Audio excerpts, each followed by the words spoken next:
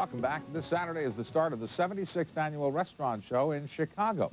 Nearly 2,000 supplier companies and 100,000 visitors are expected to attend. Some of the hottest food service trends are revealed at this show.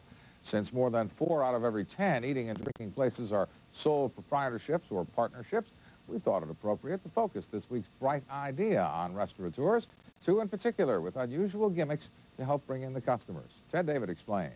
Well, anybody. Anybody? Anybody! Yes, anybody who comes to the Area Code Cafe and orders at least a $5 meal can get food and phones. Pennsylvania 65000. Along with the all-American fare, there's a telephone on every table. For just 25 cents, you can buy a token that will allow you to make a 3-minute call to anywhere in the U.S. The Area Code Cafe's monthly phone bill reads like a book. It accounts for about 3 to 4% of the restaurant's overhead, with 33 local phone lines and a pre-negotiated rate with a long-distance carrier.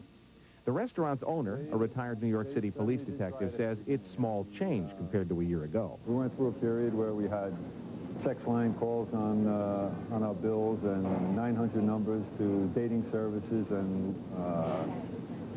people tried just about everything. The phones were reprogrammed. Now, customers, including a lot of college students, just stick to phoning friends and phoning home at a huge savings. People bring a personal telephone book and just whip it out and come out, bring out 20 or 30 tokens and start making telephone calls. I spoke to Jimmy, I spoke to Richie, and now it's you. Hi, Grandma. Marino is now dialing for dollars and hoping to franchise. At Confetti, the main attraction is behind the counter. What we do say to people is that you're coming here and getting a show and a meal at the same time. At this New York City eatery, you pick your pasta and the ingredients. The chef tosses them together on an open flame. It's a juggling act, complete with pyrotechnics. It's a crowd pleaser. The food is served up fast and fresh and priced to move. Confetti is the brainchild of Maria Scaduto, who learned her cooking lessons in the catering business. They love the camaraderie with the chef because the chef talks to the people, they interact with them. Oh, he does? Okay. Well, I'll be here again, I assure you that much. Have a nice day. Thank you. Renovation costs haven't made turning a profit easy, but the restaurant is cashing in on a health-conscious, price-conscious clientele. Opening other restaurants and franchising is definitely on the menu. For How to Succeed in Business, I'm Ted David.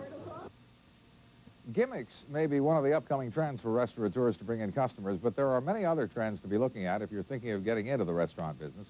Ralph Rush is senior associate with a company that concentrates on food industry trends. The company is Technomic Incorporated, and he joins us now from Chicago. Ralph, welcome.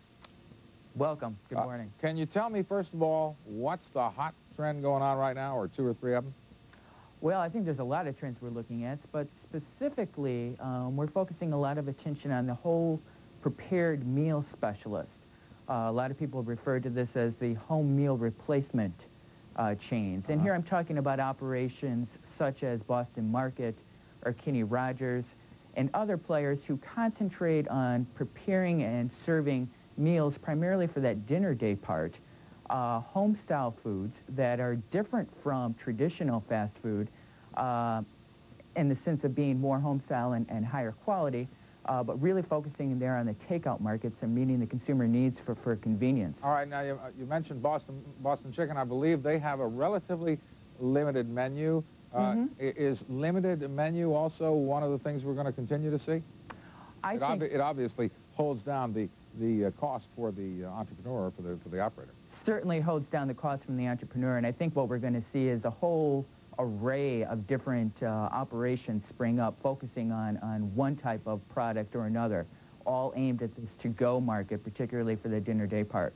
Boston Chicken in particular is looking at expanding their menu to outside of just chicken into turkey and some of the other products. Are there any gimmicks that are taking hold? We just saw a story about the Area Code Cafe, and I have heard about, I believe it's in Chicago, a cafe where you can get on the internet while you're eating.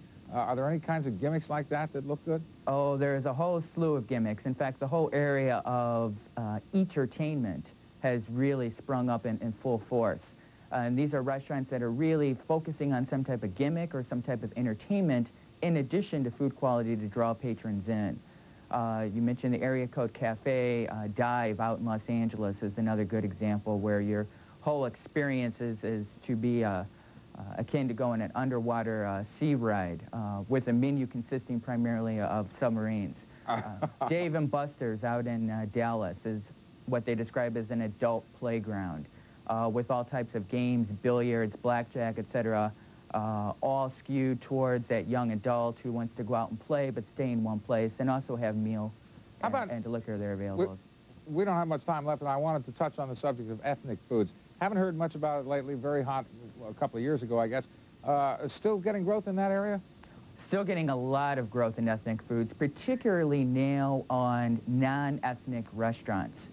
Certainly we're having growth in terms of Italian and Oriental and Mexican restaurants, but really here the trend has been towards putting those ethnic items on really more American-style menued restaurants, particularly in the appetizer section. I got you. Okay. Thank you very much, Ralph. Appreciate the information. Thank you. Our guest, Ralph Rush from Technomic Incorporated in Chicago.